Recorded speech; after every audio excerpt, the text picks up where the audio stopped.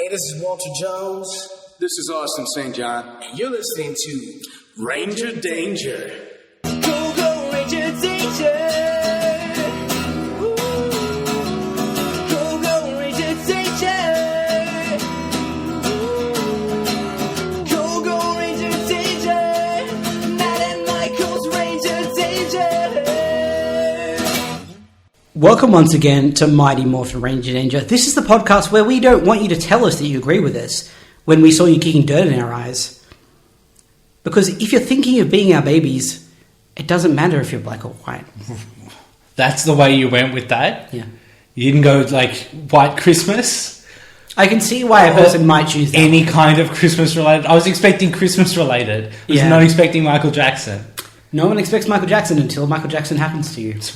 Oh, Jesus Christ. So yeah, there was a whole lawsuit and everything. We know about that. We're going to be watching a Mighty Morphin Power Rangers episode, actually. Yep. It's number 128, and it's called I'm Dreaming of a White Ranger. Yep. Just like the one you used to know, Matt. Yeah. Now the White Rangers is somebody that I used to know. It's different again. Oh, damn it, I'm so bad at this. Nothing really to talk about this week. Didn't you say off air recently that there's something that'll be really good to talk about? I don't think so. Okay. Maybe. Anyway, we'll talk about it next week if I remember what it is. Yep. Let's talk about Christmas specials. Yeah. We've seen Alpha's Magical Christmas. Boy, have we. You can get that in our Ranger Danger movie special $5 bundle. Spoiler warning, but it was incredibly divisive. Some loved it, some hated it. Yeah, I bet you can guess which one. I mean, like, what do you think this will be? What are you expecting from a Power Rangers Christmas special? Can I be candid with you? Yeah. Between recording of the last episode and this one, Yep. I remembered that I had actually seen a little bit of this one. A little bit of this one. Yeah. Okay. It's a crazy one. Okay. It aired in November. Yep. Which sounds about right for Power Rangers. Yeah. You know, there's a wide window of opportunity for these things. Yeah. November's basically Christmas. Okay, so let's not talk about this one then, if Yep. you've seen parts of this one. Yep. What... Are you a Christmas special fan? 100%. All the time. Is that just because you love Christmas? Yep. Do you have like a favourite Christmas special? Nothing's jumping immediately to mind. Sure. But I will say I did very much enjoy the Christmas special of The Flash. Yeah, I feel like we talk about The Flash a lot, but it's just so good. Because it's so good. It's so good. I'm sure there's another one, but I'm kind of blanking. It's good because I think it's one of those times... I mean, you'll notice if you listen to the show that I'm a big fan of earnestness. Yes. And traditionally, earnestness is not celebrated by society. But Christmas is an excuse for everyone to express their earnestness in a way that, you know, people tend to turn a blind eye to it in a way that they don't usually. Sure. So I enjoy TV shows taking a moment to just indulge in sentiment. Right. Are you a happy Christmas or a sad Christmas kind of person? Happy Christmas. Happy Christmas? But it can be sad Christmas, but saved by Happy Christmas at the end. Okay, yep. Doesn't have to be all Happy Christmas. Yeah, I understand. I think I'm like a melancholy Christmas. Okay. Like Thing is, I worked at cinemas for quite a while. Yep. And I worked multiple Christmas days. Now, the cinemas I worked at didn't open until, I think, 11 o'clock, so I could still have Christmas morning with my family and go to work.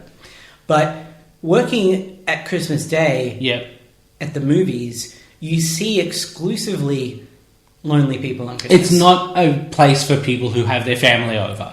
No. Yeah. It's people who are very sad that they don't have anyone. Sure. So I've lived melancholy Christmas. Don't need any more. Fair enough. And while it is sometimes nice to be reminded that it exists, both because it makes you appreciate how lucky you are and because it gives you empathy for people who aren't as lucky as you are. But it is also sad. Sure. Got to weigh that shit up. Fair enough.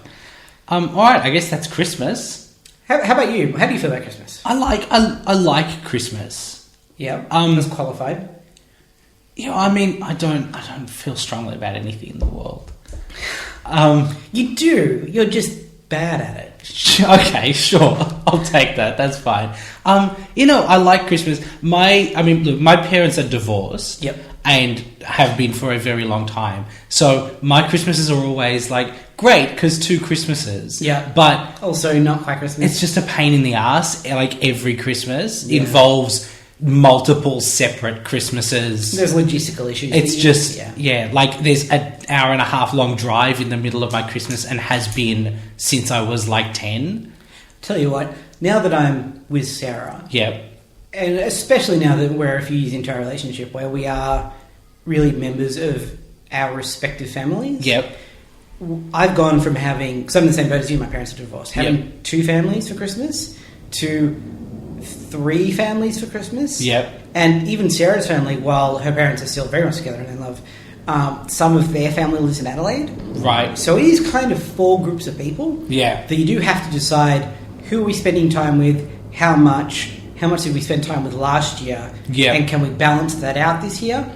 And it's difficult, but it's also kind of nice. Yeah. Because you get to appreciate the different types of family that you have. Do you see those family members a lot during the year? No, but I also only see my mother once a year. Sure. And I'll call her every couple of weeks, but for me, that's kind of a special occasion anyway. Yeah. So I'm pretty used to that dynamic. Yeah.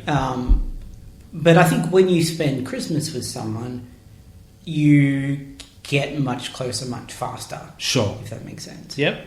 It's like when I was down in Canberra, living in Canberra, I had a Christmas there where, because of my work hours, I couldn't afford to come back to Sydney, and all my friends had family stuff. Yep. So I was a hair away from being one of those sad movie people that actually went to the movies on Christmas Day. Sure. But that's why they put movies out in December, Matt. yeah, for the sad people. But one of my co-workers, who I was reasonably close with, Yep. there were actually 2 sisters that worked there. And they're like, oh, come and have Christmas Day with That's us. incredibly nice. It was incredibly nice. And I just went over and I had Christmas lunch with them, like I was part of their family. And, now I feel incredibly indebted to them. And it was, something that is an important moment. Yeah. And otherwise, as much as I respected these people and quite liked them, I wouldn't describe them as close. Yeah, but sure. It's an event that, I think uniquely has the capacity. And I don't think that's Christmas specific necessarily. Yeah. But I think our culture has chosen Christmas as that period. Yeah. It's definitely also like Christmas is the end of the year. Yes. We've got a special end of the year thing. Yeah. But Christmas is like, it's a week to go. Everyone, let's just wrap this one up and let's... Yeah, there's definitely a nostalgic element to it. Yeah. And not just personal nostalgia, but also just sort of like community nostalgia. I'm going to ask one more question, and Yep. this could go either way. How do you feel about Santa? Love Santa. You tell your kids about Santa? Yes. Because my job title at work is storyteller, right? Right. Yep. Like, Excellent. Yep. I understand the difference between a lie and a story. Yes. And sometimes you have to commit to the bit, It's like an alternate reality game.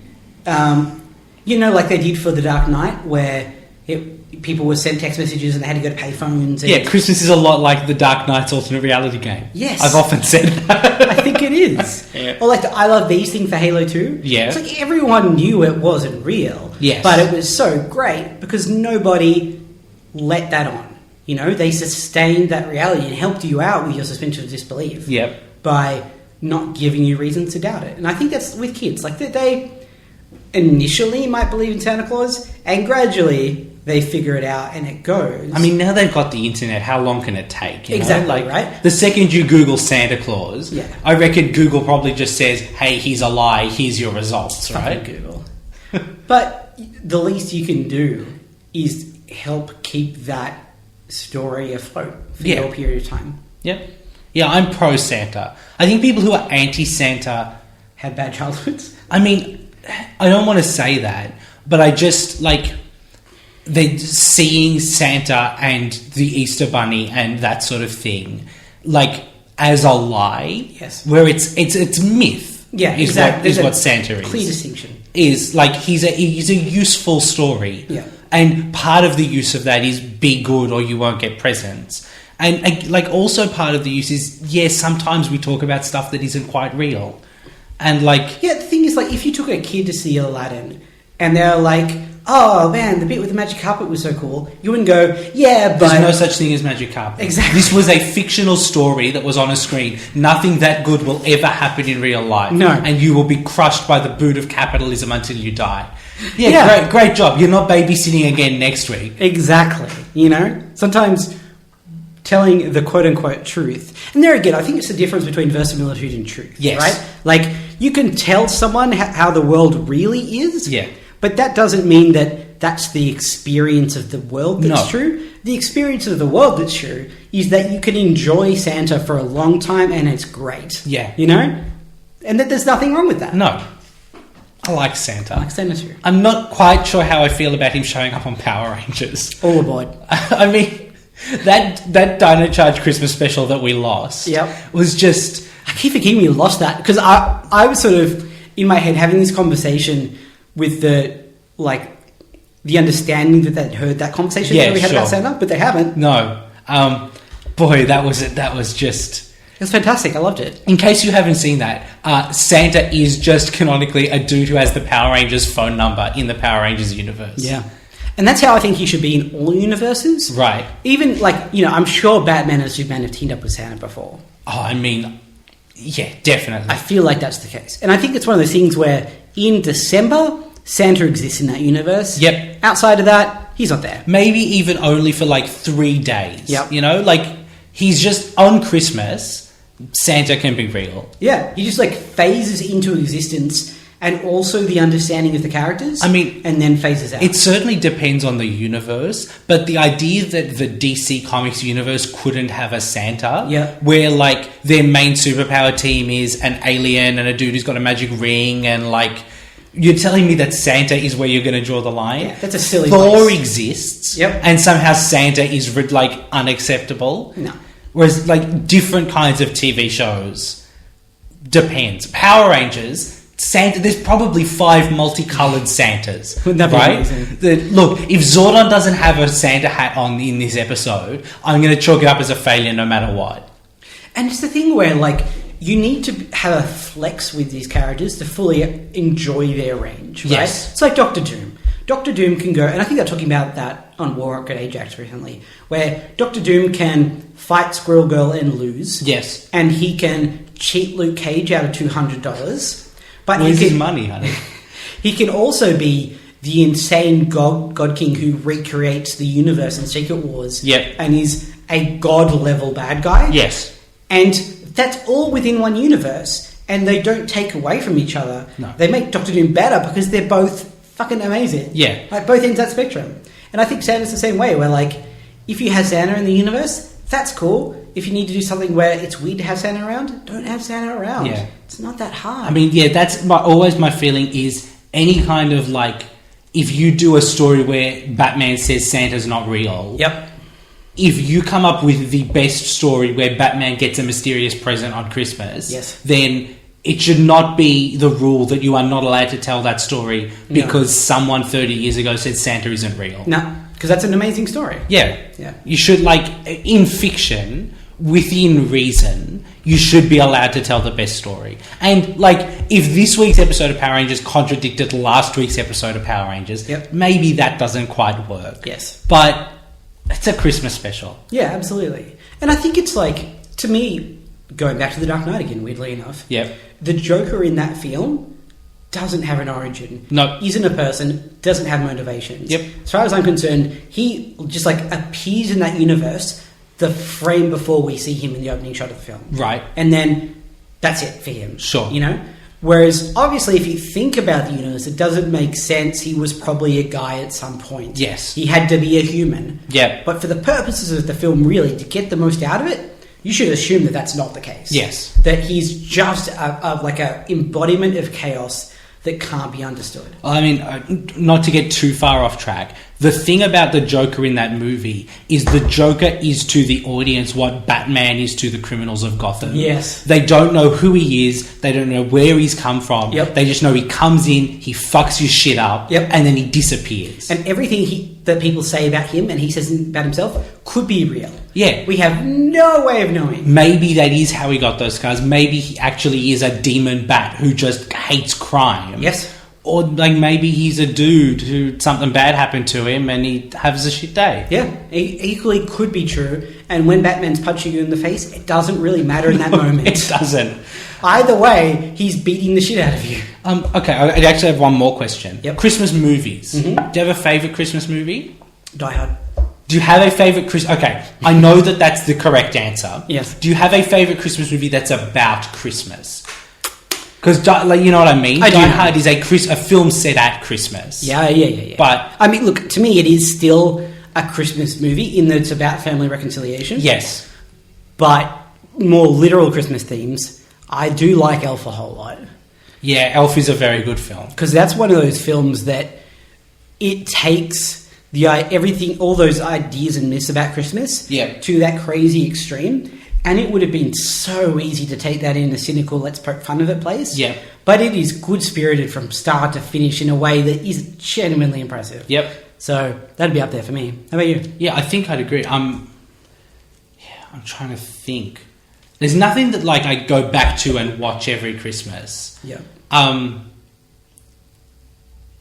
Elf is just a very good film. I like Will Ferrell. I do like Will Ferrell. When he's good. When he's bad, What would you say is a bad Will Ferrell film? I didn't like that second Anchorman. I understand. I did not like it, but I don't even know if it was a bad film or you just can't do that film again. I think that's a lot of it. He's Like- very good in Stranger Than Fiction, though. That gets him a lot of passes from me. He is a better dramatic actor than I think he'll ever really be able to show the world. Yeah. In a lot of ways. I haven't seen Zoolander 2. Neither have I. My worry is that it'll be like Anchorman 2. That's certainly what I've heard. Right. Is that apparently we're doing this thing now where apparently they're making Beetlejuice 2. Like, Beetlejuice is a good film. Yeah. Right? But, I mean, Tim Burton hasn't made a good movie in so long. And I'll Maybe be the first... since Beetlejuice. Yeah. I'll be the first person to say that a new film doesn't take away from the old film. No. And why not give it a shot? But I also do wish they never made Die Hard 2, 3, 4 or whatever they're fucking up to now. One of them is good. I think the one with Sam Jackson. Look, the thing is, it's not a bad film, but it also takes away from Die Hard 1 in that the beauty of Die Hard was that he was just a guy Yes. in extraordinary circumstances. Once he becomes a guy who goes to Russia with, like, killing helicopters with cars. Exactly, yeah. So he's a guy who's in weird circumstances and by the skin of his teeth manages to scrape through. And that's a once-in-a-lifetime event, which Yes. makes that story interesting. When it happens to him 4 more times, he's no longer an everyman. No. He's a very specific man. He's a very specific man, and the world is a Rube Goldberg machine that operates around him Yeah. to create situations. Yeah. And that's much less compelling. Yeah, I mean, I think it's Die Hard 3, maybe, where, like, the bad guy is related to Alan Rickman. Yep. And, like, the structure of that is that it's a revenge story. I don't mind that as much. See, that's a clever interpretation. Rather than going, let's just do another one. Yeah. That's saying, let's... Because of what happened, like... Yeah, what about this story lends itself to a progression of the story Yes. rather than a repetition What's of the the story? sequel to Beetlejuice? Like... The thing is, Beetlejuice is kind of broad enough that you could do any sort of story with Yeah, him. but then, like, why not just make a new movie? You know? Exactly. Yeah. Is it just because Michael Keaton got good again? Is that all? Were we just waiting for that? I think that's... I mean, look, I think Michael Keaton got good again. I think people started paying attention to Michael Keaton again. Have you seen Need for Speed? No. Michael Keaton's in Need for Speed I want to see that film. in a role where he's very clearly like on set for half a day, probably not even wearing pants, and like he's shot from one angle. Yeah. It's a terrible movie. Oh, I want to see it. Did you see The Other Guys? No, Speaking I of Will didn't. Ferrell? It's a surprisingly enjoyable film. And he plays the police captain in Yeah, that. I mean he's perfect for that part. But like he also very much subverts that part. Sure. And it was watching that film that I was like, oh, he's still really good. Yeah. It's just that no one's asked him to do anything in a long time. It's weird, isn't it? And then I think, and maybe some other people saw that film and they're like, hey, hang on a second. There's something here. Yep. And now we've got Michael Keaton back again. It's so weird. Like, speaking of like Christmas miracles, he just returned to our lives. There you go. We've managed to bring that back to Christmas after 20 minutes of talking about everything other than Christmas. Can you imagine if like Michael Keaton showed up right now to watch this episode with us. That would be strange. Yeah, it would be strange. It got me thinking about a Last Week Tonight joke about Right. how Cuba Gooding Jr. was given an Oscar and then told to never come back to Hollywood ever again. Doesn't Cuba Gooding Jr. make like weird, dumb comedies now? Isn't that what he's doing? I haven't seen him in anything in so long. I just, I'd love to know what happened to him. And what happened to Cuba Gooding Sr.? Yeah. What's with that guy? Why did he need the junior? Okay. Big questions. Let's go with some Power Rangers. Is this the weirdest intro we've ever done? It's certainly the most rambling. We hope you love Christmas. And Will Ferrell and the other guys. And Michael Keaton. And Beetlejuice, yeah. Because if not, we're probably wasting your time. You can just skip to the bit where you hear the beeps, Yep. which will be right now. Christmas! Christmas! This is a very Christmas episode. Boy, was it. This show. They did not ease up This off the goddamn Christmas. show. I have so many questions just covering logistics. They really went all in on Christmas. I guess we're going to have to take it from the top. Yep. So it's Christmas in the youth centre. Yes. And presumably other places, but... Yes, but that's where we are. Yep. Tommy and Adam and Rocky, maybe, come in. Tommy's got a bunch of flowers. Yep. There's a lot of kids. Yep. Some of them are singing Christmas carols. They're They are. singing We Wish You a Merry Christmas. Kim is accompanying them on guitar. I do like my annual reminder that Amy Jo Johnson can play the guitar. Yep. It happens, probably once a year, I'd say. It does kind of feel like this episode and the last episode, she was like, can we just put all my skills in a couple of episodes so I can show them to whoever's running the next show I need a show reel. Yeah. Yeah. Aisha's kind of leading the group. Yep. So we're going to learn in a bit, these are underprivileged kids spending Christmas Eve in the youth centre. Yep. It's a nice, we get a bit of a montage to We Wish You a Merry Christmas. Mm-hmm. It just feels like the end of the episode. Yes. Like, it's the shot that you would expect at the end of the episode and that we do actually get at the end of the episode. Yeah. But it does a good job of setting the tone of the episode. Yes, this is much more Christmas than it is Power Rangers. Yes, very much so. Which is fine. Yeah, once off. Yeah. Or once a year, I guess. So Ernie gives Tommy the star. Yep. And in the first selfless thing that Tommy has ever done, he gives the star to a little girl. And she's sad. And this girl is clearly going to be our, feel bad about this girl audience character. I can just imagine, though, her going, do you think I could be the White Ranger when I grow up? And him going, no, that's my job. Maybe if I become the super White Ranger. Yeah. Maybe. But only then. He's such a dick. Kim is sad. Yep. Because this is the first Christmas she's sending away from her mum. Yeah. Who you may remember is in Paris with a French painter. Yes. Who inspired a croissant monster dream. He inspired all of us, Matt. It's I kind of would have expected her to go over for Christmas, maybe. Yeah. But I guess she's going to move over so soon. And we know that Kimberly's family's not particularly wealthy. Do we? So- Doesn't her uncle have a plane? Yeah. Couldn't he fly over? Not a great plane. Okay. I wouldn't want to fly from the US to France in that plane. Oh, that's fair. You know what I mean? Yeah, sure. But also, we know from a few episodes ago that she wasn't allowed into a club. Oh, no, that was Aisha. No, that's Aisha. Right. Kim was allowed into the club. Okay, so parents are wealthy. Parents are Scratch fucking that. rolling in it. Yep, never mind. I take back my point. So anyway, she's just, generally upset about that. Yep. Which is a thing to be upset about, I think. I get it. That makes sense. Yeah.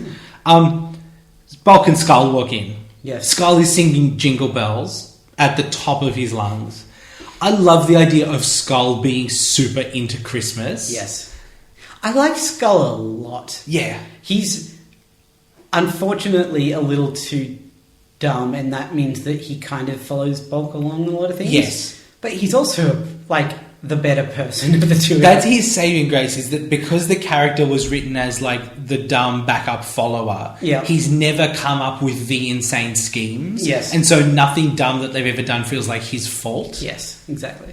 Bulk has to play Santa. Yes. Which already, I'm on board with this episode at this point. I mean, it was either Bulk or Ernie, wasn't it? Yes. Because everybody else in this show is just as fit as you can possibly imagine. Ernie is too easier choice. Yeah. Because Ernie's basically Santa all year round. More or less, yeah. Like, he we just just- gives out free food and drinks to everyone. Yeah, hugs people. Yeah. He's just generally got a good vibe all of the I mean, time. I do kind of wish that Ernie had been Santa now that you just put it out like that.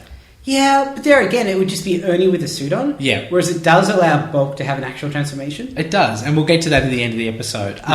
Kim is trying to hang some mistletoe, Yes. and she eventually gets it. Well, no, she doesn't get it. Because, like, she can't reach it, it's too high. And Tommy walks in and is like, oh, do you want some help with that? And the way the scene is supposed to go is that he picks Kimberly up by the waist, helps her up, and she puts the mistletoe up. Sure. He just rips it off her and puts it up himself. Well, you know, some people get to be the cool people who do the helpful things. Yeah. Skull walks past and kisses Kim on the cheek. Yeah. This episode did not air after the last episode. Right. Because it's a Christmas special, it aired basically at the end of the season. Yeah. But is obviously set earlier because, like, Kim's still here. Yes. But it's a bit weird in conjunction with where we ended the last episode. Yeah, it certainly doesn't reflect any of the growth that happened for those characters. No. Which is unfortunate. There's a scene where Bulk looks like he's going to give it a go. Yeah. And then just decides to back off. I think he thinks that of both of them. Yes. He definitely looks at Kimberly, looks at Tommy, and then thinks, I can't make either of these happen, so... He no should have dice. given Tommy a go. Why not? You never know, he might have been receptive to it. The thing is, Tommy's one of those guys that would, rather than just be, thanks but no thanks, would be aggressive about it. Oh, yeah, probably. But, you know, give it a shot. Maybe he'll be into that sort of thing. Eh? Imagine if Bulk Tommy happened. Yeah. Not like lots of Tommy. Bulk/Tommy. You don't ever want to get Tommy in bulk. No. So, Matt, on the moon, Yeah. in what is the most predictable sentence I have ever said on this podcast, Yes. Lord Zed hates Christmas. Yes. Of course Lord Zed hates Christmas. I kind of wish Lord Zed loved Christmas.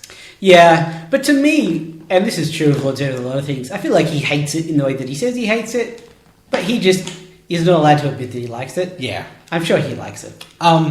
So, Matt, his plan... Yep. He's going to take over Santa's workshop, Uh-huh. which is just spoken about as a location that exists, Yes. like the Juice Bar or the White House. Yep. It's just a place that you can go. Yep.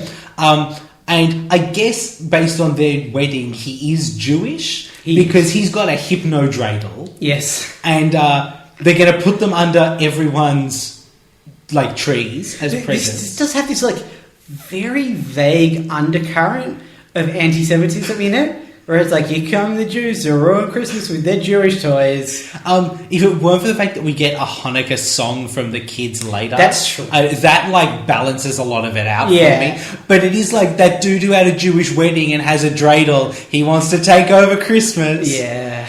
It's It's a little weird. why does he have a dreidel? It's just oh boy. So it's going to brainwash the kids. Yep. And then that'll just. Then he'll have control over all the kids. And I guess that's basically the end of his plan. And what he says is, all the world's children will be naughty, and won't that be nice for me? It's great. It's a good line. It's good. I love the idea of Lord Zed as someone who hates Christmas, but is a fan of not liking Christmas. Oh, yeah. Like, he's a fan of subverting Christmas idioms. Yeah, You know? yeah, that's specifically that. So speaking of that Hanukkah song, Yep. Matt, what do you know about Hanukkah? Very little. We don't have the Jewish population that America does. Hanukkah isn't a huge thing here. My understanding of Jewish people largely comes from Aaron Sorkin shows. Sure. Okay, so not a lot? There was some good episodes of Sports Night. Have you seen all Sports Night? Yeah, I've seen on Sports Night. Yeah, like the episode where there's a big falling out between... Oh, no. Oh no. Dan Matt looks and so- Casey. Matt looks so Sorry. shocked. Oh, for a second, I couldn't remember the main characters of a show I love. Dan and Casey have like a huge multi-episode fallout, and Dan sort of, as an aside, decides to have a office Jewish event where he sort of invites people in to sort of experience it, despite them not being Jewish. Sure. And because of the big fight that had been happening, he'd kind of put everyone out and was in a bad place. Sure. And that was the episode where he sort of started to build bridges again, and then Dan and Casey finally were able to bury the hatchet and be friends again. Here's what I know about Hanukkah, Matt. And by here's what I know about Hanukkah, I mean here's what's in the first 2 paragraphs of the Wikipedia page for Hanukkah. Yep. It's celebrated for 8 days and nights. Yep. It starts on the 25th day of Kislev, which is a month in the Hebrew calendar. Yep. So it can come anywhere from late November to late December. Yep. So it's like roughly contemporary with Christmas every year, but sometimes it's quite early and sometimes it's simultaneous. It commemorates the rededication of the Second Temple in Jerusalem. That's a lot of seconds. At the time of the Maccabean revolt against the Seleucid Empire, which, I gotta be honest, sounds like the thing that the Guardians of the Galaxy were involved in. Yeah. So there's the menorah, which has got 9 branches. Yep. And on each night, you light a new one. Yep. And so when it's done, you've got a full menorah. Yep. And there's one extra light, which is like the one at the top, and Yep. that's like the special one that you light them all from. I And that's see. called a shamash. Other Hanukkah festivities include playing dreidel Yep. and eating oil-based foods such as donuts. Right. Is there one in there about recreating an important Jewish historical moment like a stage play? I mean, look, Matt, if I can be honest, this is a very long Wikipedia page. Right. Because that's what's happened in Sports Night. And my worry is that I am going to read parts of it and then say something hurtful about Judaism. Yes. And I think it's probably best if we just leave it alone for now. Allow me to potentially say something hurtful about Judaism. Go for it. This is almost certainly my ignorance speaking. Yeah. But it seemed a lot more complicated. I mean, part of that is that, like, you know Christmas. Yes. And if you were to explain Christmas to an outsider, It would sound crazy. once you start going like the 12 reindeer and then there's another reindeer That's with a special very nose true. and there's a snowman who gets a special hat and he comes to life. And that's not even getting to like the Three Wise Men and the weird stars And there's a shit. furry green dude who steals Christmas, like, I don't know how much you can compare that. to Judaism. Yeah. But the other part of it is, from my knowledge of Judaism, which Yes. is limited, it's very much a religion about tradition. Yes. So a lot of those things are like things that were important when you lived in the desert, and now we do them just to remember that. Maybe it's why I've always had a bit of a soft spot for Judaism. I mean, they're the world's underdog, aren't they? Well, there's that. So that's certainly part of it. But also just that they seem to be... They seem to have a more natural predilection for storytelling and tradition and There's myth. definitely a lot of that. So, yeah. Do you know the thing about if you want to become... And I look, You do, yeah. I'm wrong, that's fine. If you want to become a Jew, you got to ask 3 times. Yes. And the rabbi will be like, fuck off the first 2 times. Yep. Because that's what happens to Jews in history. Yes. And so they just want to be sure that you're ready for it. Yes. It's like, that's beautiful in a way. It is beautiful. Anyway, none of that gets touched on in this episode, which is about a snowball fight at the North Pole. Yeah. So the sad girl is still sad. Does she have a name? I don't remember if she does. Let's call her Sad Girl. She's sad because no one will be there to hear her sing. Yeah. Sure.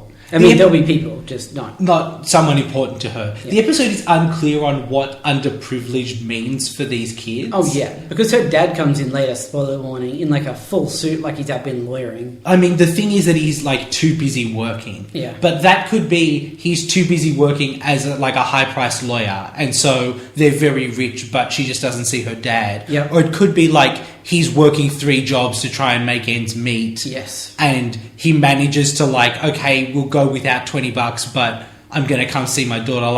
Yeah. It could be either end of the spectrum. Yeah, I suspect the former, just because the nuance of that message is definitely absent. Yes. It's the end. It really ends on, oh, my dad doesn't see me enough, but now he says he'll see me more. He learns a lesson. Yeah. Not he decides to make a sacrifice. Yes. Yeah, I agree. Anyway, so at the North Pole, Yep. which has a sign that says North Pole, Well, it's handy, you wouldn't want to think you're on the moon. in case you were walking through the Arctic and you stumbled across a village with Santa and elves, and were like, I don't know where I am. What could this be? Is this how polar bears live? My note says, "Oh fuck, it's Santa," because it's just Santa. Just Santa. It's just a dude Santa. Yep. Like he's in a Christmas themed workshop. There's elves. Yes. They are played by little people. Yes. I have questions about that we'll get to in a sec. So do I. They have sped up, high pitched voices. Yep. Okay. Yep. All right. Then Rito Revolto shows up with some tangas. Yeah. And the way it's shot is like there's two camera angles, one on Santa and the elves and one on Rito. Yes. It's amazing. Yeah. It really is. Like, you had the platonic ideal of Christmas in a ball, and then someone just took a syringe of Power Rangers and just, like, jabbed it right in all of a Because sudden. he still looks like Rito. Yes. But something about how it's shot feels different. Yes. He feels odd being there. It plays like Rito himself as a character feels odd being there. Yes. Like, in the back of his mind, he knows this isn't something that's supposed to He's happen. a horrifying skull army monster. And even though the boss did say, go ruin Christmas, it's Christmas. Yeah, and he's there, he's like, I understand that this is my job. Is nothing but- sacred, really? Yeah. Yeah. Anyway, so Rito wants Santa to make the hypnodradles. Yep. Just write that one down. Oh boy. I can't believe. Oh man. Anyway, but they don't want to do that because their production schedule is already booked. Yeah, and that's Santa fine. knows who Rito is, which just so many questions. Does he know everyone across the galaxy? Does Rito only show up on his list when he arrives on Earth? Or maybe it's just like, if you ever step foot on Earth, then you become a part of Santa's consciousness. But like, has Lord Zed? We've never seen Lord Zed on Earth, have we?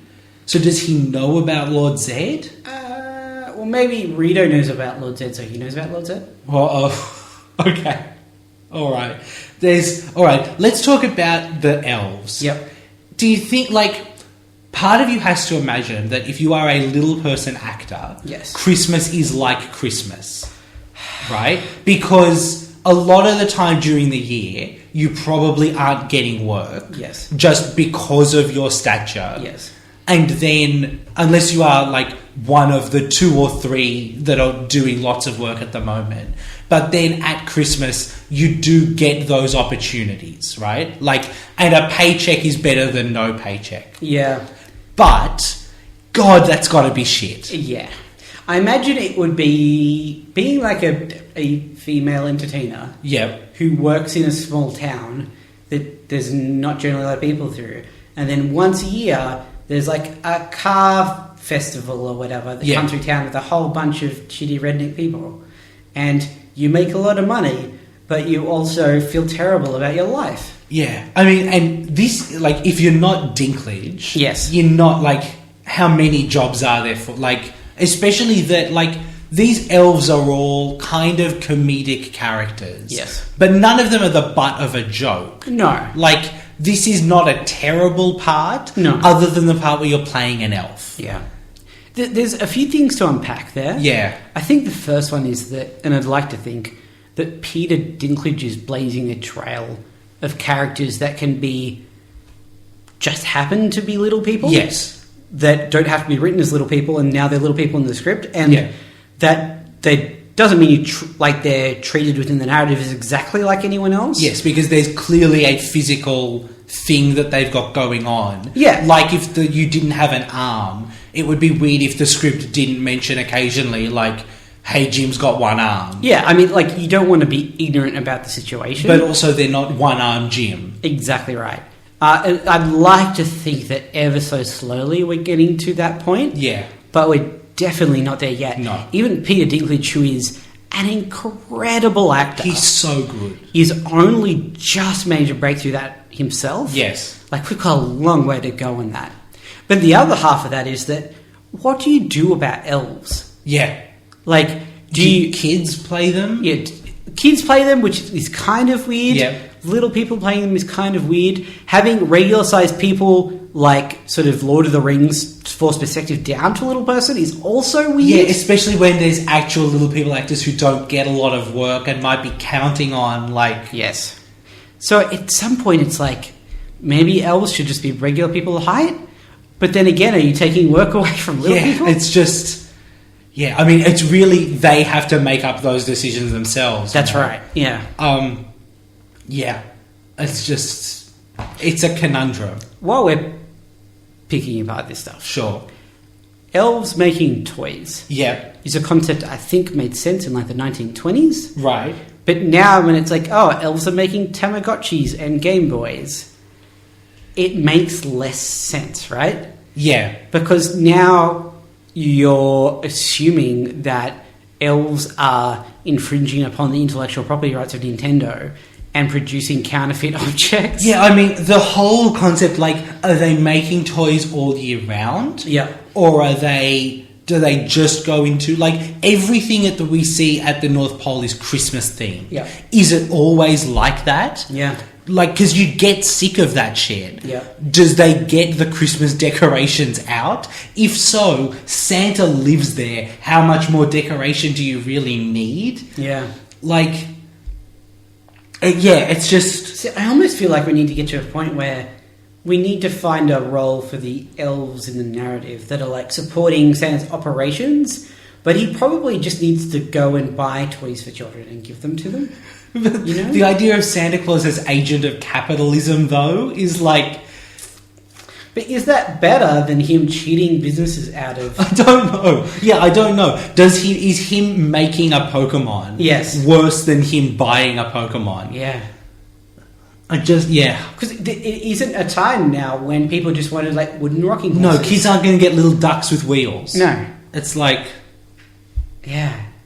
It's a tough road to hoe, that one. It truly is. And I do feel like Santa kind of needs a reboot. And that's something that an incredibly cynical person would also say. Isn't Grant Morrison doing one of those at the moment for Boom? Oh, I've heard about that. I need to look into that very badly. Yeah. With art by, I think, Dan Mora, who is just a phenomenal talent. Like, I suspect it's not what we're talking about. Yeah. Which, fixes the myth of Santa. But I also think that it would be a good reference point for how you can stretch Santa and break out of our preconceived ideas of the myth. How do you fix Santa? That's something that is definitely going to be on my mind for the next 3 to 5 months. I mean, not until December. I mean, look, Matt, you work at an excellent branding agency. Yeah. I think you guys need to take an afternoon off in December. Like, not at your Christmas party, because that should not involve any work. Yeah. But at the time of your Christmas party. And just, like, fix Santa for us. See, this is a weird one. Rebrand Santa. Because that, again, sounds cynical. I know, but... But Santa was created that way. Yes. Right? And certainly repurposed that way. Yes. Like, most of the stuff that we commonly accept as part of Santa was a creation of branding agencies. Yes. Does that mean it's our responsibility to fix it? I mean, that's the thing, right? Do you leave it to the culture to fix? Or is the culture just going to go, hey, he's fine, he's making toys? Is it your job to, like, maybe I think you have to go back to the source, right? Yeah. You have to go back to St. Nicholas and Kris Kringle and go, like... Yeah, you don't want to just build on Coca-Cola Santa. Right? No, you want to tear him down, keep what works, add new stuff. Yeah, but not a cynical deconstruction. It's not like saying that was bad. No. But just like, let's move Santa on. Yeah, you want to do All-Star Santa. Matt is actually writing that down, and I have no doubt we'll hear more about that later in the year, because that's a pretty good pitch. It's the best idea I've ever had. But when I say I have, it was mostly you. Anyway, all right, let's move on from that. This is a rambly episode. We get rambly at Christmas even when it's March. All right, so that girl's dad is too busy to come hear us sing. She's sad. Kim's like, have you ever actually told your dad that it would be good, like... money is fine, but it'd be nice to spend time with him? And she's like, no, not really. And Kim's like, just maybe mention it. Yeah. Which is reasonable. But also, like, maybe he should know that. Didn't all parents see a very special episode at some point in the 90s about that? That's why I think it's very simplistic. Yeah. Because this is fine for Power Rangers, I guess. But the reality of that situation is probably that things are dire for him, and he has to do those things to keep the house afloat. Yeah, it depends, doesn't it? Yeah. Like, because that could be just a very insensitive thing to say to a person. yeah, like, because can you imagine if a kid says to you, Daddy, I just want to see you more, and you're like, yeah, but we will be homeless if I don't work this much. Yeah, that's just going to make a man who is already doing a lot for his family feel even worse about himself. Yeah, but then again, if you've got high-flying business dad, Yeah. like every dad in every Christmas movie from about 1992 onwards, Yeah.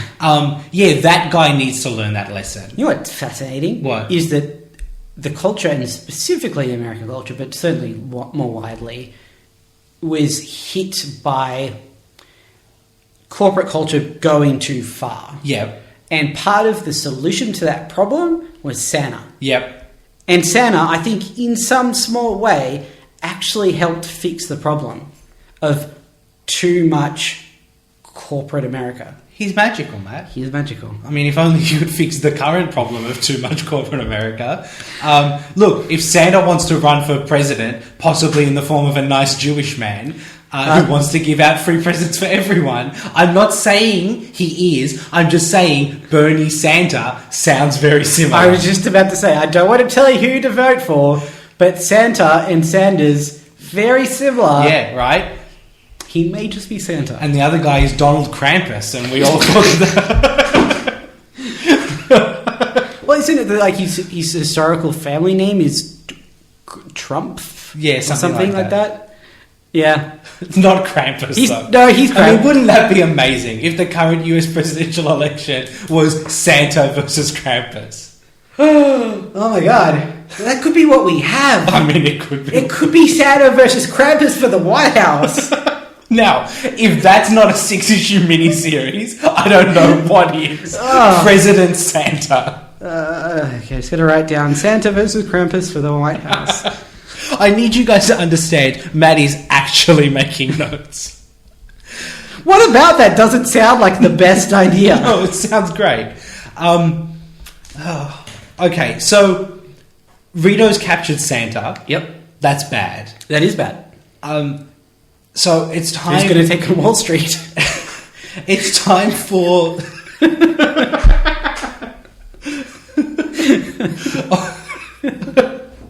It's time for the Power Rangers to get involved. Yep. But Matt, because of the North Pole's unique polarity and a cross current of holiday magic, Yep. they can't use their powers there. It's weird for holiday magic to be a bad thing for a moment. I love the idea that, like, they're looking at the maps. Yeah. And they're like, oh, that's a high pressure holiday magic area. Yeah. That's a low. No. You see it spiky on the chart. There's a holiday tornado. There's too much holiday magic. You walk into it and you get so swept up in Christmas you die somehow. Oh boy. So they can't use their powers there. Yep. Which means that this isn't going to be solved by punching. Well, not quite. I mean, you know, some violence, Yeah. but not punching. Yeah. As they're teleporting away, Alpha tells them to keep warm. Yeah. I wish Alpha could meet Santa. Yeah. He'd love Santa. Yeah. I mean, we know from Alpha's Christmas special that he loves Christmas. He loves Christmas. So it would make Santa's day if he could meet Santa. Yeah. Oh, well. Maybe next time. Yeah. Okay, so they can't just... Oh, right. They get to the North Pole. Yep. They're surprisingly not cold, despite having, like, jackets on. They've got loved warm now. I've seen what they wear in Arctic explorations, and It's not that? It's not a pair of jeans. I'd be fine with assuming that Holiday there's magic. a radius around Santa's shop Yep. that feels the sort of cold that you feel when you're sitting around a fire. Yep. And, like, it's a little cold, but you're also being warmed. Yep. You know? And no matter where you went around Santa's workshop, you Yeah, always have that. he's got Christmas magic. That's fine. So they like look through the door. Yep. And there's a Tenga holding Santa. Yes. So they can't just attack, or Santa might get hurt. We say holding Santa, but maybe it's a bit later. But Santa's like trussed up in Christmas tree decorations, He is. which is a weird sight. Okay, so Lord Zed decides to send Goldar down. Yep. But he's not going to show up for a bit, so we'll get to that later. Also, the girl, sad girl, she's looking for Kim. And she goes to Bulk and Skull, and he's like, I can't find Kim. And Bulk says, it's weird for her to not be here. And then they don't resolve it at all. They just go like, right, time for us to get ready for Christmas. Yeah. I mean, I think it takes it back to this seeming like it was just a little while ago in Vulcan Skull's development. Yeah. Where they would see something's wrong and not do anything to exacerbate it, but also be cool with just kind of letting it go. Yeah. Which doesn't seem in keeping with who they are now. No, they should just be like nice to this girl. Like, Yeah. It's okay, she'll be back. Yeah. Anyway, so Kim and Aisha Yep. are inside Santa's workshop, hiding behind the giant present. It's a beautiful visual. They call over one of the elves. Yep. And they're like, all right, we've got a plan. So here's the plan. Whisper, whisper. And I don't know when an appropriate time to discuss this is. let's talk it now. Let's say it's now. What I love about the Christmas myth Yep. is that it comes with so much inbuilt mythical structure and like just sort of themes and items and visuals and stuff like that. Sure, yep. And in a world where nothing falls into the public domain anymore, so you can't really just pull like ready-made universes in with ease. Right, yep. It seems like Christmas is the one thing that you can just be like, all right, let's pull on Christmas in, and we suddenly have all these extra elements that everyone is immediately familiar with. Yep. And I like that. Is where I was going with that. It'd be like if Jesus showed up. Can you imagine if Jesus showed up? That would be weird. Right? In fact, that's another one of the reasons why Santa is amazing. Yes. Because you're not going to get offended by Santa showing up. No. You know, if Santa does something that's a bit out of character, or like, you know, they make Bad Santa or whatever, that's a dumb movie, not really great for Santa, but no one's going to, like, picket the White House, you know? Sure, yep. Whereas if someone made a terrible... Billy Bob Thornton's Bad Jesus. Yes. That's a That's whole a different pitch thing. that maybe we don't write down, I think. I don't think the world needs that. Sorry, I just got reminded, and we should have mentioned when we were talking about Christmas specials. Yes. Doctor Who has got a couple of excellent ones. It really does. Nick Frost as Santa. Yep. And there's never been a better name for someone to play Santa. No. But Nick Frost is phenomenal. Yes. And I need to take another tangent. That dude does not get the chops he deserves. No. He's a phenomenal actor. I agree. Like- He underrated. A chameleon. Like, his three Shaun of the Dead, Hot Fuzz, World's End characters Yep. all have his face Yes. and look Completely completely different. Yeah. It's just, he's amazing and he doesn't get enough credit. Yeah, he's unfortunately one of those comedic actors that has just been pigeonholed. Yeah. And does not deserve it because he's a force of nature. He's so good. I don't even know that he cares necessarily. He seems pretty happy with just making amazing films. Well, my understanding is he didn't want to be an actor. Yep. And they were making Spaced and were like, hey, you could do this. And he has just fallen into acting. Yeah. Which is insane because of how good he is at it. Very good. Very good. Man, I love The World's End. It's an amazing film. I think I like Hot Fuzz a little more, but it's close. Just The World's End says some very real shit about friendship It really does. in ways that, like, no other film I don't think could really properly tackle. Edgar Wright is one of the best filmmakers of our generation. Yeah, and I was watching an amazing... I think it's Every Frame a Painting. Yeah. They did one about comedy directors. Yeah. And how a lot of comedy directors these days, their only real skill is giving great comedy actors the range to sort of improvise. Yeah. And that's kind of it. Whereas Edgar Wright is great at the comedic elements of filmmaking in cuts and like transitions and use of music and shot composition to create comedy. I mean, his work on Scott Pilgrim in particular, like his Cornetto trilogy. Yeah. Those movies would be funny without him. Yes. They're better with him. Yep. But they'd be fine. Scott Pilgrim, I can't imagine who else could have made that film. No. Because that whole film is a very elaborate tonal universe. Yes. That it's funny because of how the universe operates. Yeah. Not because of what the characters do or say. Yeah. It's very impressive. Such a good movie. Yeah. If you haven't seen Scott Pilgrim, what's wrong with you? That's my Christmas message to you in March. It did bum me out that no one saw that movie. Yeah. Like, what were we doing as a species? I mean, I was seeing it like 3 times, Yeah. so I'm blameless in that one. Yeah. There's a lot of shit that you can put at my door, but not watching Scott Pilgrim enough Not is one. not one that's on me. Anyway, So, look, they distract Rito, they get his attention, Yep. and they run outside. Yep. Rito is wearing a Santa hat, and he has a candy cane in his hand. Yep. He picks up his sword, but he still holds the candy cane. Yeah, I mean, when in Rome. At this point, I noticed it's a very ethnically diverse group of elves. Yeah. There's like a black elf and an Asian elf. That was nice. I think. I Yeah, think- it is nice. I mean, part of me thinks that maybe Power Rangers ended up with the little person actors who were left. That's a bleak thing to say. I mean, because, I don't know that Power Rangers is anyone's first pick. No. But, they all do fine work. Yep. Anyway, so, look, they've decided, based on basically no evidence, that because their powers don't work, the bad guys' powers probably don't work as well. You say no evidence, but the way Billy lays it out, I kind of followed his logic, which is kind of a big thing for this show. It doesn't generally work that way, but I was like, okay, there's a morphing grid, which, as we've discussed, seems to have a light and dark side balance element to Yep. it. And if the light side is out of whack because of holiday cheer, maybe the dark side is as well. Sure. That's fine. I will happily buy into that. Okay, that's fine. So Rito's magic doesn't work. Yep. Rito is holding a sword. Yeah, but it's a bone sword, which when you think about it, not actually that useful. So you're suggesting that maybe Rito's sword is just ornamental? Yeah. It doesn't actually... Well, it's not ornamental, it's like a magic staff. Sure, it channels his magic. Yeah, it like fire can come out of it, so it's not harmless. But it can't cut things. it's not a sword, yeah. Okay. All right. And as far as we know, Goldar's sword is basically similar. Speaking of, Goldar shows up. Yep. And then the Power Rangers throw snowballs at them. That's great. This is it. This is how they are defeated this week. And frankly, it's the most...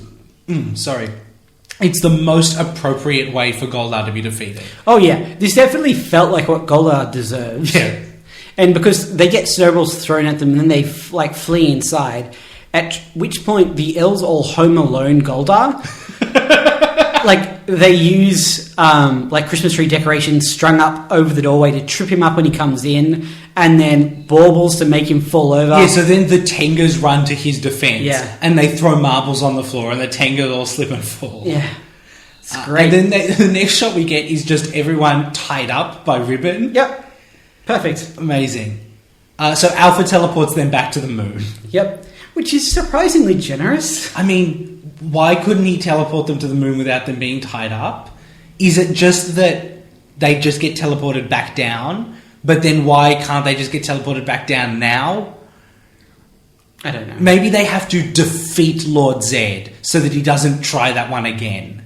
Yeah, that makes sense. If you just kept Ben Hilling them back up and down, he'd keep trying. Yeah. But if you stop that plan... You got to make a point. Yeah. Yeah. But also it's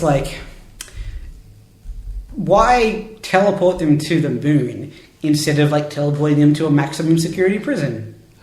I mean, that's a good question. Maybe because Lord Zed could just teleport them out? That's true. That's a good point. Teleportation makes the idea of ever beating any bad guy really weird. Very difficult. Anyway, but there's a problem, Matt. Mm-hmm. This whole incident has put the elves behind schedule. Oh no! Now, okay, let's talk logistics. Yep. It's Christmas Eve. Yep. The elves should be done. Is this where you're if they'd been keeping a spreadsheet? Yeah, look, I'm project managing the elves, okay? They've got a year to produce all the presents, Yep. and you're telling me their schedule has them still working on presents on day 365 of the project? They need to hire more elves if that's the case, Yeah. right? It'd be like if you were building a website and then you finished it and then put it live, which means I understand exactly what it's like. Yeah. But he still has to get the presents to the places. It's fine, but where do you hire elves? I don't know. Are they like Oompa Loompas? Did Santa go somewhere and bring them all back? Is that what happened to Oompa Loompas? Yeah. Oompa Loompas are from Africa. What? Have you not read Charlie and the Chocolate Factory? When I was very small. Yeah, well, that's the Oompa Loompas are like a tribe of people. Ah, that's messed up. But no, That's messed up. No. The thing is, they were struggling in the jungle, and now in exchange for working in the factory, Willy Wonka looks after them. I just want to be clear about what you're saying here. I'm saying that's slightly better than him putting them into complete slavery. Because what I'm hearing is there was a tribe in Africa, and then a white man came to visit them and decided they weren't living very well, so they would be better off if he took them back and made them work in his factory. I think the difference is, I think he asked them. Okay. Right? Like, if you say to them, Yeah. would you be interested? That's just a job. Yeah. Right? It's when you, like... Well, no, hang on. Does he pay them? I think so. I don't know. I'm looking up Oompa Loompas right now. They originate from Loompa Land. Yeah. They were being preyed upon or attacked by the various predators in Loompa Land. Okay. And they're paid in their favourite food, cocoa beans, which were extremely rare on Loompa Land. Problematic. I mean, look, it's not brilliant. Do you know Mark Andreessen? Yes. Yeah. So, like, huge VC guy, whip smart, does... Like, if you want to subscribe to Mark Andreessen's email list, you'll learn a lot of things about the tech industry every week very quickly. It's amazing. Incredibly clever guy. A few weeks ago, he said that India or Indians are probably better off because of colonialism. Oh, boy. And it's one of those things that was just like, don't just think before you speak, you know, because people have had experiences there, Yeah. which are horrific. Yeah. Yeah. And- Look, so what I'm saying is Oompa Loompas maybe not great, Yeah. but the book was written in 1964. Oh, so totally. like, Yeah. And also, like, he did go to the effort of they were in a shitty situation and they're being, like, helped out. Could they, like, not have been aliens? Like, No, they're from Loompa Land. Still not amazing, but when you make it Africa, it's very specific. Oh boy, there's some words in that description that, oh boy. Okay, they weren't dwarfs in the book. Well, alright. There's that. They were originally shown as African pygmies. So that's not great. Okay, Oompa Loompas, racially iffy. Let's leave that one at that. Is this our most tangent-filled episode of the podcast? Maybe. I think plot-wise, there's not a lot going on. But we're talking about some important stuff here. Yeah, that's right. Oompa Loompas, racist. Yep. It's good to know. Hashtag, fuck Oompa Loompas. No, that's not the... No, I'm not happy with that at all. Rewind that one. Yeah. Also, don't pick the victims in this situation to say fuck about. Well, I meant, like, the Should be like- concept of Oompa Loompas because they're fictional, but I understand... Fuck Slave Master Willy Wonka, I think is the... That's not very snappy. That's going to be hard to... Hashtag fuck Slave Master Willy Wonka. Great. I hope to see that trending on Twitter this week. And, like, you could say fuck Slave Master Wonka, but Slave Master Wonka kind of sounds like a DJ name. So... Give it up for Slave Master Wonka! This is what I'm saying. Okay. Very racist DJ. Only plays music by white people. Yeah. And Jesus Christ. Anyway, everyone's helping with presents. Yep. So apparently 6 people working for half an hour is enough to get them back on schedule. So they weren't that far off schedule. No. But when you're short-staffed and you've got a few hours left, there's room for that sort of... The operation does not seem very safe or well put together. They're throwing presents. There's no, like, construction lines. I mean, look, there's no oversight for Santa, you know. No one, like, he's not going to get in any trouble from OH&S laws, you know. He should. Yeah. I mean, even just from an efficiency perspective, Sure. I reckon we could have Christmas every 6 months if you went in there and put some assembly lines together. Man, if that was your pitch, like, to, like, win office somewhere... Yeah. If we smooth some things out, get rid of some inefficiencies... At least every 7 to 9 months to start. Yep. And then if we can offshore some of it to China, I reckon we can get it down to every 4. Oh. We're going to offshore Christmas. If we find some Oompa Loompas... We've already offshored Christmas, okay? Christmas is not on anyone's shores, except polar bears'. Yeah. Yeah, it's true. All right, okay. We're going to bring toy manufacturing jobs home. Okay, anyway. Santa gives them a special sack of presents for kids at the party. That's which is nice. nice of him. There's some other presents that he'll take care of. Yep. They get a present on the moon. It's just their own old toys. Yeah, Santa says it like, oh, I'll teach those guys a lesson. and just sends them back their evil spinny tops. The weird thing is, there's precedent for what you get naughty people. Yeah. Like... Yeah, coal. You just give them coal. Why? Is he just afraid that they might make a coal monster out of it? Yeah. But, like, you are still giving dangerous weapons back to the evil guy. Yeah, they could just put them on Earth. Yeah. Just burn them. Oh, I'm worried about Santa burning dreidels. I'm Yeah. worried about the cultural... All right. I'm gonna ease off that one. Yeah. All right. Rito got Goldar a present. Yeah. We don't see what it is. No. But Goldar is very confused by the concept of a present. But, like, I don't know if it's confused about presents, because he's just been to Santa's workshop. He gets it. I think he's confused about how to feel, because he hates Rito. Yeah. But just got a present. There's just a great scene where he's just tapping it with his sword. Yeah. Like, I'm not quite sure how to open this with my giant lion hands, but also, like, you just, like, can't feel love, don't know how to process. Bulk is a great Santa. Yes. We get a requisite scene with a shitty kid with a long list. Yep. Which is fine. I don't understand why that's funny. Especially now. Sure. Because of capitalism, man.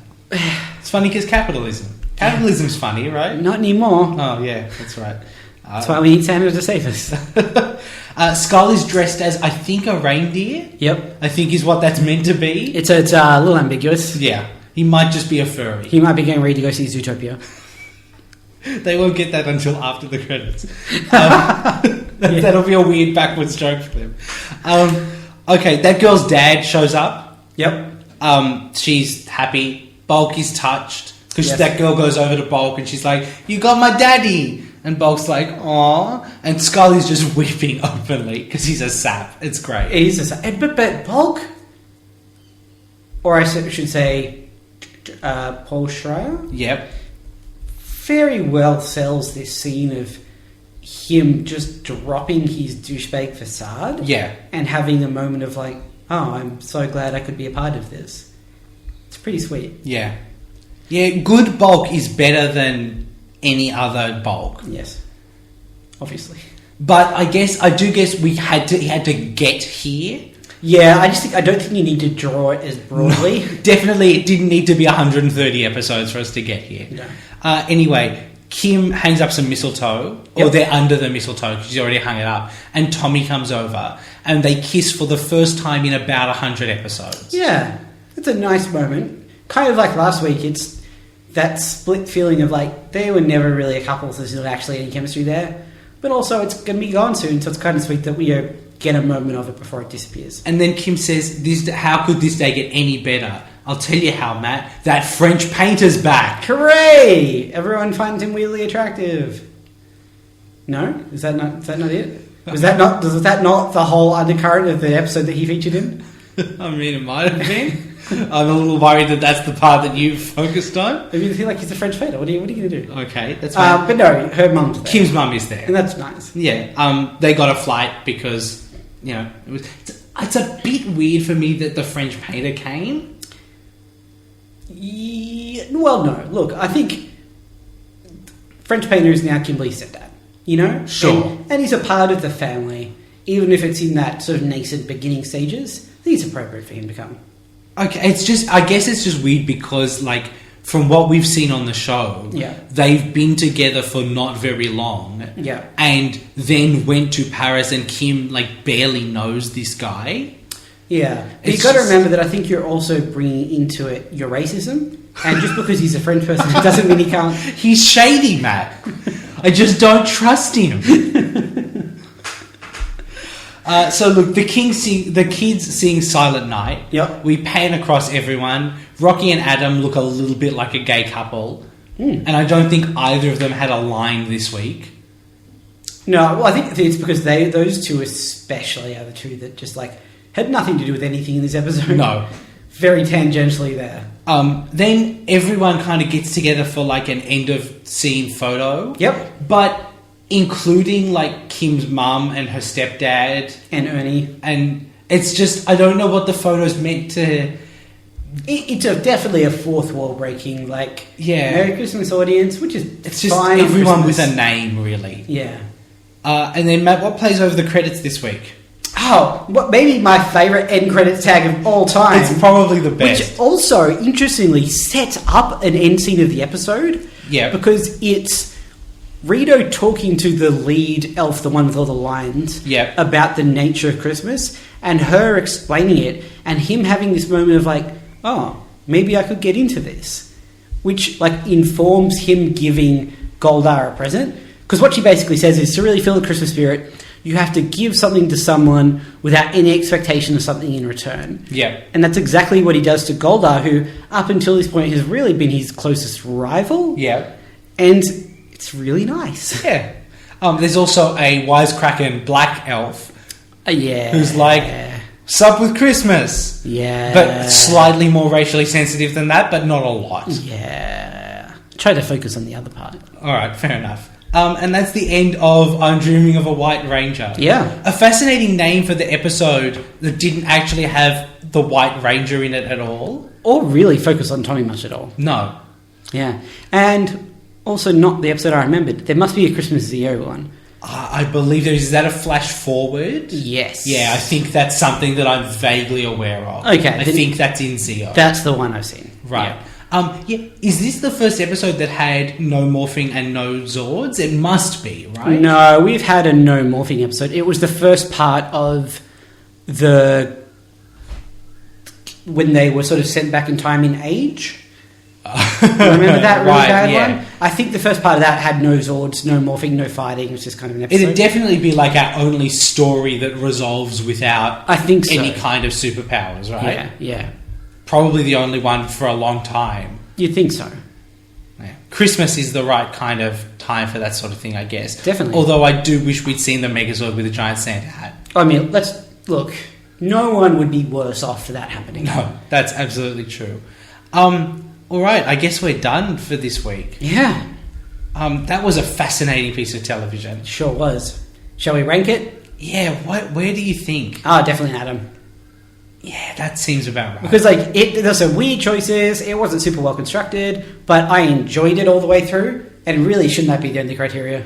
Yeah, that seems fair. Yeah, Not going to adjust any monsters' ranks. I don't think so. No, let's leave everyone where they are. I mean, like, it almost made me feel better about Goldar just because he was more intentionally in the butt of He'll jokes. be back to be being terrible next week. Yeah, I guess that's true. So, Merry Christmas from us. In Yeah. March or April, whatever month it is when you're hearing this. Yep. We will be back next week with a Ranger Catastrophe Part 1. That sounds pretty bad. It does. It sounds like a catastrophe. It sounds catastrophic in nature. Thanks for clearing that up, Matt. You're welcome. I'm glad. You don't explain words. Hashtag Matt explain words. You don't need any more hashtags. Hashtag slave. I don't even remember what that was. The one. Slave Master Wonka. That's the one. All right. God almighty. Don't use that hashtag. This has been the most insane episode of Ranger Danger yet. I think. Write that hashtag down on a physical bit of paper, take it out the back, And eat it. or eat it, or just put it in a box and just bury it, and don't tell anyone about it. Archaeologists in the future will dig it up. And just have a field day. Yeah. All right. I That's guess it. we're done. All right. Thank you for listening, as ever. It's been fun having you with us and being in your ears, and we will see you next week. All right. Bye, everyone.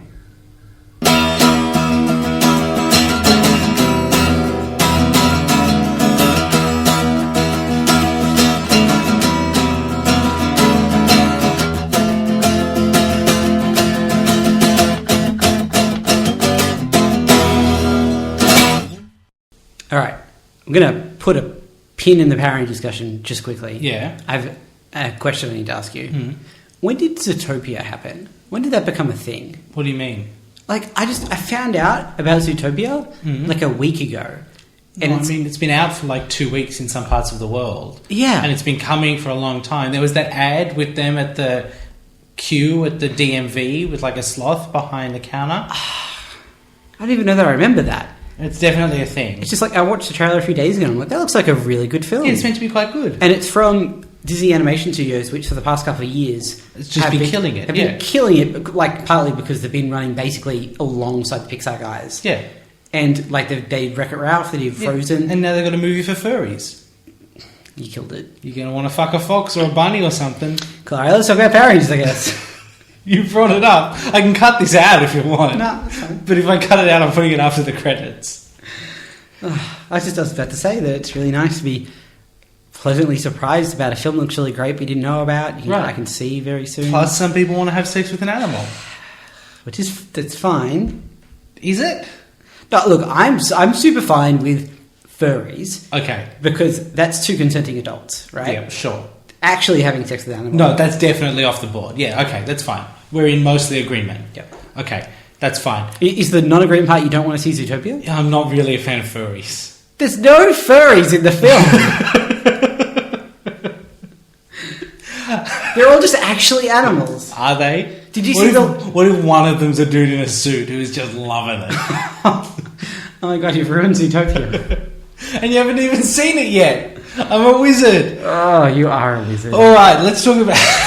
You're an evil wizard. Alright, I might cut this bit out. Stick it Dark in hell the credits. magic. I might. Do you want to start again? Yep. Yep. Yep. Yep. Yep. Yep. Yep.